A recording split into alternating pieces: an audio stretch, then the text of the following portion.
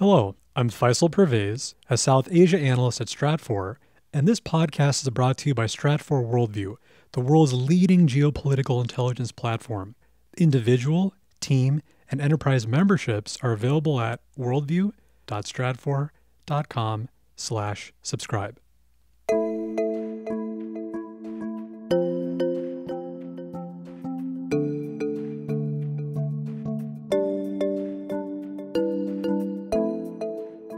Inflation is at 10.5%. That's the worst since 2003. That's affecting Turks across all different socioeconomic levels.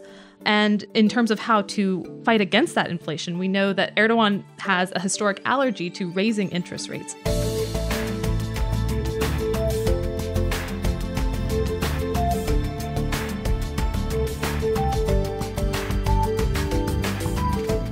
Welcome to the Stratfor Podcast, focused on geopolitics and world affairs from Stratfor.com.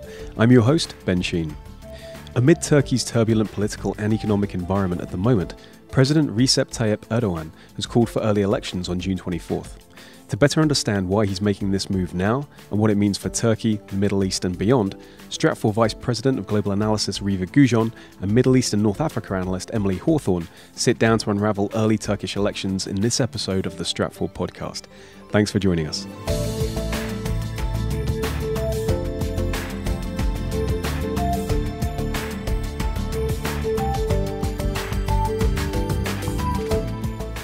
Hi, I'm Reva Goujon, and I'm joined by Emily Hawthorne today to discuss what could be the most consequential election of the year, the June 24th election in Turkey. Emily, I know Turkey is an incredibly complex country to pick apart, but we'll try to do that over the next few minutes. We'll do our best. So when we look at what's at stake in this election, several things here. Maybe first we should point out that Turkish President Recep Tayyip Erdogan has pulled this election forward by a year and a half. Right. They were scheduled in 2019, and it was a bit of a surprise when he assented to pulling them this far forward. So in doing that, we have to ask ourselves, okay, what are the objectives? And I guess first would be Erdogan trying to stay in his job, right? And we can go back to, honestly, you'd have to go back at least to the beginning of his political career, but at least when he became prime minister in 2003, he stayed through 3 consecutive terms up until 2014, pulled a kind of Putin-esque maneuver when he was elected president. But in that rise, it's important to recognize the conditions that surrounded that rise, right? He was very much seen as the economic savior for Turkey. And I think it's important to look at, the party that he was representing in 2003 that had won the parliamentary elections in 2002. The AK party really won those elections in large part because the 90s were a tumultuous year economically for Turkey. 2001, there was an accelerating currency crisis, and Turks were looking for something different. They didn't want the current ruling government coalition that was there at the time. So the AK party really benefited from that. And he really was seen as somebody that could help ordinary Turks. And so he's trying to continue riding that wave as I am still your economic savior, I swear. And then we came up to the 2014 elections. And this is where things start to get dicey. This is where we have to go to the AK party, the ruling party, and its electoral strategy, which for a long time really focused on a broader umbrella, appealing to a more conservative base, which included, very critically, the Kurdish vote. And then, as a result of the geopolitical environment at that time, events in Iraq and Syria, where we saw a lot of drivers behind Kurdish militancy, behind Kurdish autonomy that were perceived as threatening to Turkey's territorial integrity, which altogether made it more difficult for Erdogan to appear politically accepting of Kurds in that Turkish national fabric when that Kurdish autonomy was intensifying on Turkey's doorstep. So that starts to get really dicey. Yeah, right? He couldn't depend on the Kurdish vote like he used to be able to. That was part of that sort of broad tent that the AK party was able to court throughout the 2000s. And so when we got to then the 2015 parliamentary election in June, that was a massive wake-up call to Erdogan and the AK party. That was when it became very clear that they had lost that Kurdish vote in a big way. We saw the Kurds rally around a new player, Selahattin Demirtas, who, was not just appealing to the Kurds, but appealing to this growing anti-Erdogan pull in the Turkish electorate, appealing to voters in the mainstream opposition Kemalist CHP party. And it was working for a good while. And somewhat fortuitously for the AK party at that time, because those June elections had resulted in a hung parliament, there was an impetus to call for snap elections and to be able to form a government. So then we saw them planning for elections several months later in November.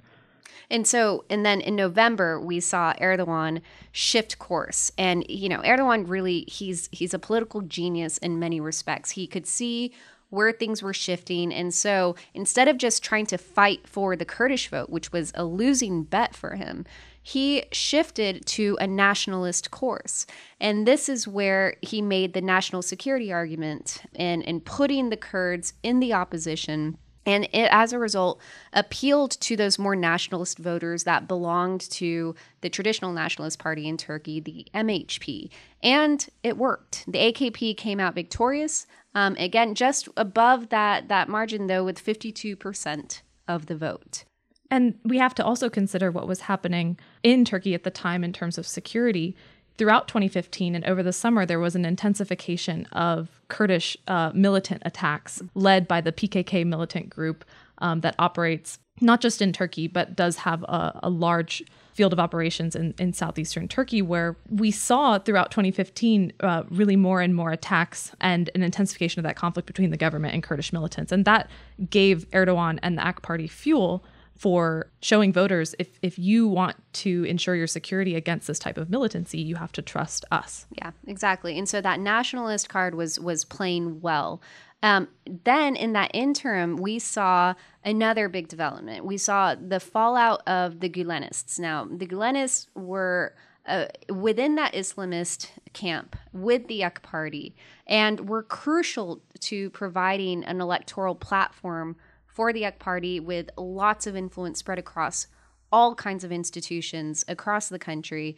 There was a big falling out, of course, with the culmination of that being the 2016 coup attempt, of course, which we know Erdogan survived. But the important thing there is that he also lost that pretty significant chunk of his voting base. Then we come to April 2017, which was the referendum vote. So this was Erdogan thinking now long term. Right. So in April 2017, we saw Erdogan really inserting himself very effectively into the long-standing, decades-long debate in Turkey over how do we change the constitution.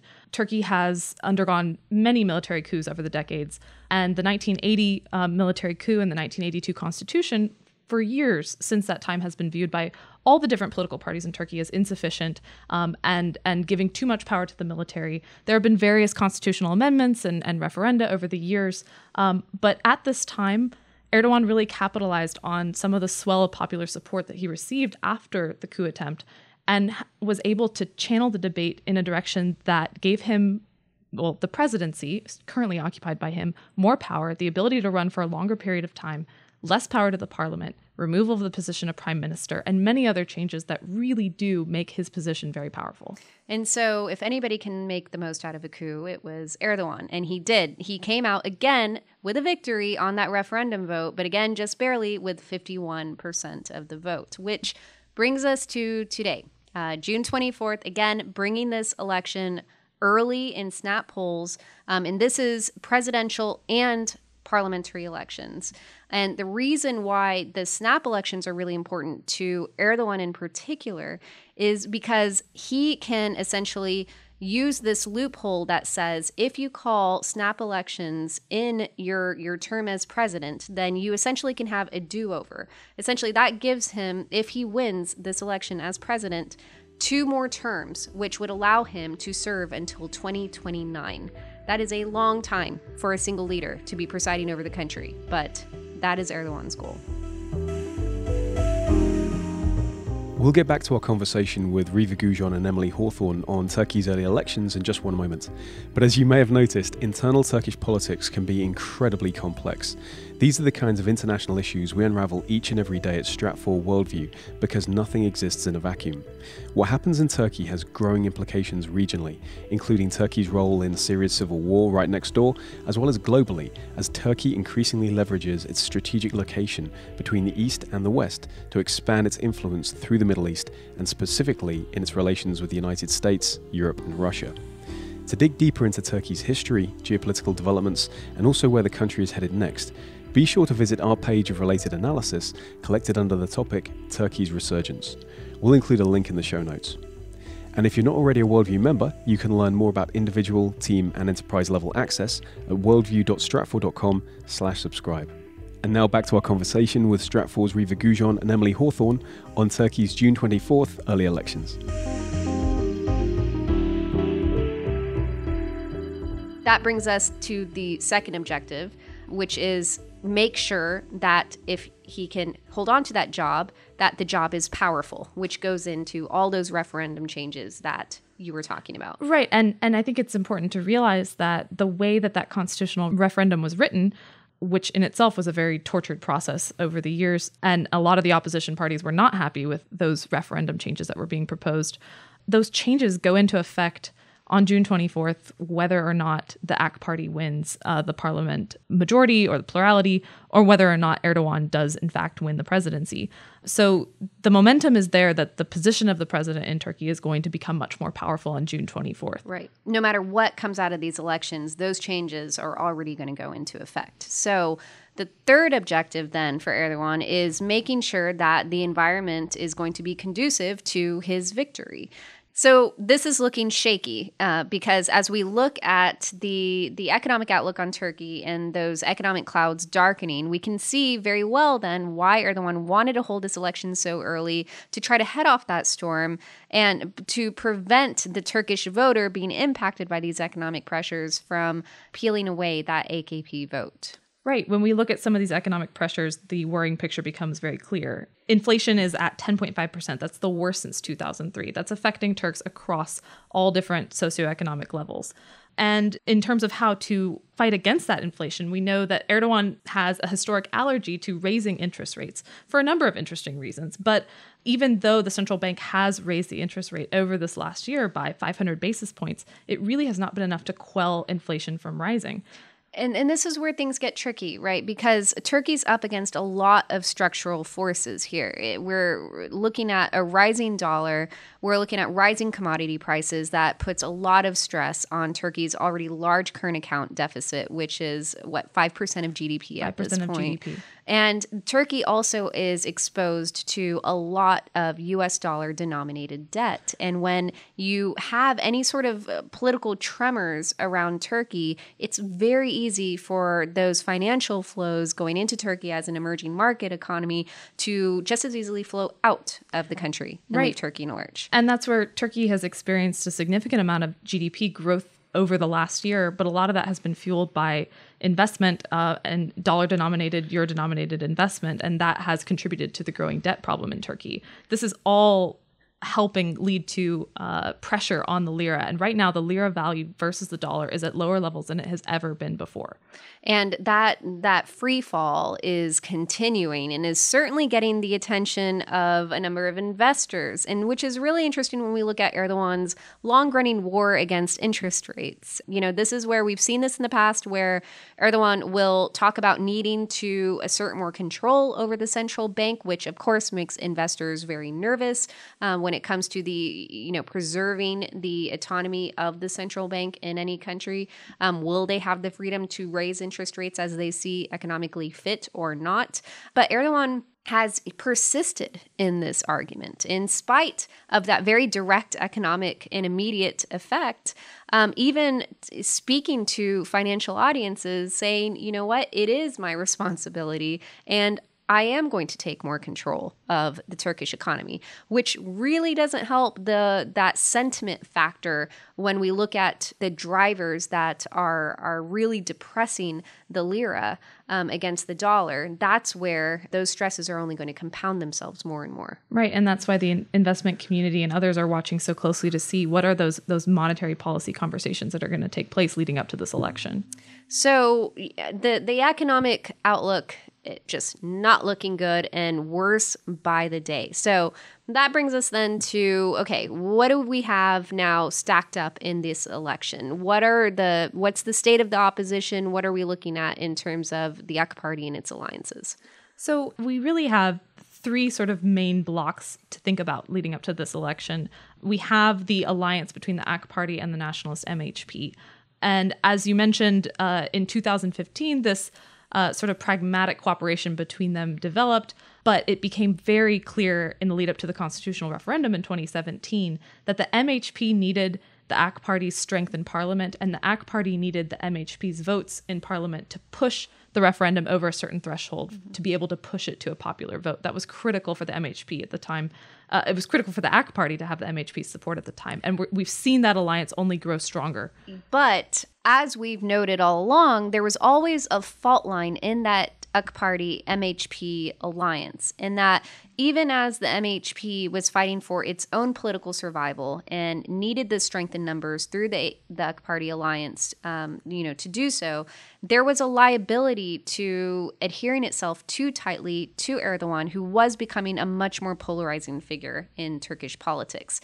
And now we've seen the result of that with an MHP spinoff. Absolutely. And that takes us to the state of the second block, which is really this opposition block that's primarily formed of the CHP, the Good Party, and the Felicity Party. The Good Party emerged from some MPs that split off from the nationalist MHP party, disillusioned with the direction that their party was moving in by cooperating with the AK Party to the degree that they did.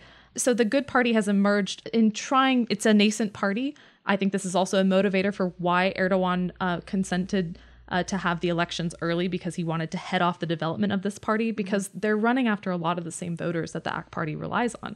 You also have the CHP, which is sort of the traditional, it's the oldest party in Turkey since it started its multi-party system, and it espouses more secular, more liberal policies. And then you have the Felicity Party, which, like the AK Party, is an Islamist party, typically commands smaller numbers in parliament, but is important because it wants to ebb away at some of the Islamist support that goes to the AK Party. And that is critical when we think about where the Gülenist vote goes. It's critical when we think about, there were rumors that the former Turkish president, Abdullah Gül, that, he could, come back into politics, and could he peel away support from the existing AK Party, which is a big threat to Erdogan. And so, right. That's another key thing that we're looking at is, to what degree is this election going to tell us about the internal unity of the AK Party? Right. And in terms of really pushing against the AK Party and its dominance over Turkey's domestic policy and foreign policy, that is what's uniting these opposition parties together. If you lay out their economic policies and foreign policies, the CHP and the Good Party and the Felicity Party and the other parties that are supporting them, they're very different in many different ways, but they all are united in their desire to see something different in parliament instead of the AK Party and instead of Erdogan at the helm of the country. And it leaves open the question again of the Kurdish vote. Now, our third block. Right. And so the Kurds were not able to enter into this alliance with the CHP, the Good Party, and the Felicity Party. And so it's an open question then now on where does that vote go? Yeah, so we have a small alliance of Kurdish parties. The HDP is the most well-known of the Kurdish parties, and their leader right now is in prison, and he's also running for president from prison. And that leader, again, is Demirtas, who performed very well in previous elections in the first round, and so before was able to have that charisma before things really went south between the AK Party and the Kurdish vote. Right. So it really is an open question in this election where that roughly 20% of Turkey's population that is comprised of Kurds, do they support some of these opposition parties? do they support the AK party? There is a contingent of Kurds who support the stability and support the vision and the message that Erdogan has always successfully conveyed, which is that stability comes through supporting the AK party. Or are they going to throw their support behind some of the Kurdish parties in the electoral alliance? It really is an open question. And the reason why this matters is we're talking about the Kurds make up anywhere from 18 to 20% of the Turkish vote. The AK party is trying to get at least 4 to 5% of that to ensure its electoral success. Again, it's an open question.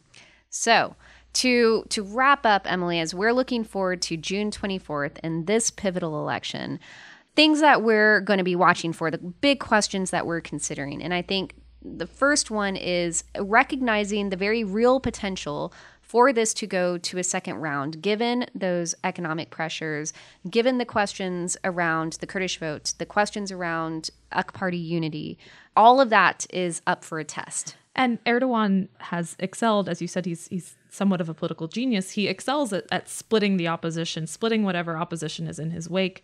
But there still is a question about how popular is this new good party? How popular is the CHP going to look after these last couple of very tumultuous years in Turkey? Are voters weary? And I think that's where you also have to look at the margins of victory that the AK party's constitutional referendum had in some of the major urban centers in Turkey. As you mentioned, it was a narrow victory for them overall, 51 to 49%, but they actually lost it in the three major urban centers, Mersin, Ankara, and Istanbul. And that's also something that I'm sure the AK party is thinking about, that they're going to try and win some of those urban voters. Absolutely. That's still the core of Turkey at the end of the day.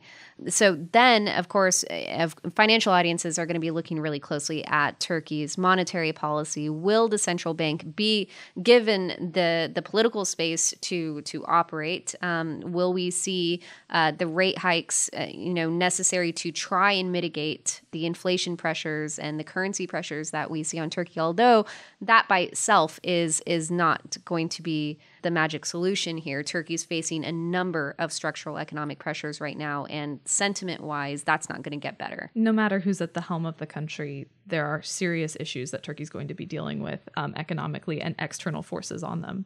And so given, the precarious nature of this gamble that Erdogan is making, it raises the question then if we see this go to a second round and if the margins are looking very narrow, and we know that Erdogan is not planning on retiring anytime soon. This is not a leader that intends to go quietly into the good night. And so what tools are at his disposal to ensure that electoral victory?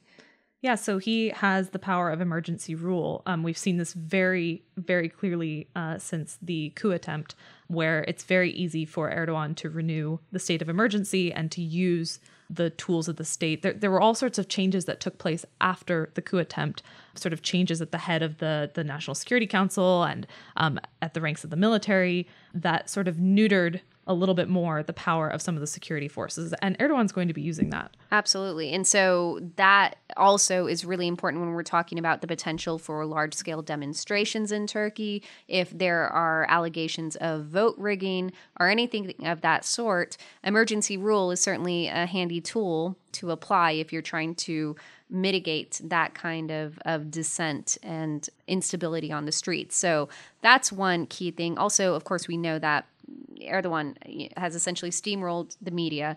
State media is largely under the ruling party's control. They're going to be announcing the election results. Right. So there is a certain control over the messaging. Right. And that's another issue that we've seen really escalate since the coup attempt, just purges of various journalists and reporters and media organizations. So the media is very largely controlled by the AK party. Right. And we also, can't overestimate the potency of the us versus them narrative in Turkey. Turkey is a country that, for historical reasons, sees itself as vulnerable to outside powers. And, any sign or argument that can be made that outside powers are meddling in Turkey's business, in Turkey's economy, in Turkey's election results Erdogan is quite masterful at spinning those arguments in his favor. We're already seeing that very predictably in the fights that Turkey is picking with Europe, and using that in a sort of nationalist construct at home. The question is that going to be good enough and powerful enough to mitigate the economic impact that many Turkish voters are feeling going into these polls? Right. Are the voters going to believe, as many do, it's been shown by polling just in the last couple of weeks, that economic problems that Turks are suffering, are those caused by external forces, or is the government to blame? And AK party loyal voters typically are more willing to believe the line that these problems all come from outside of Turkey. Right. And so, this is a lesson in leaders like Erdogan, similar to Putin's story as well in Russia, but, leaders who see themselves as the ones who can steer Turkey through troubled waters, that there's no one else up for the job. And so therefore, they have to resort to much more resourceful, much more creative measures to remain in power. We saw that through the referendum. We're seeing it through the constitutional changes. We're seeing it through this election gamble. Will it pay off? We'll have to see. But even in resorting to those more creative measures, that could create much bigger stresses for Turkey in the long term. Absolutely. All right, Emily, we'll be watching this very closely in the lead up to June 24th. Thank you for the conversation, and thank you all for tuning in.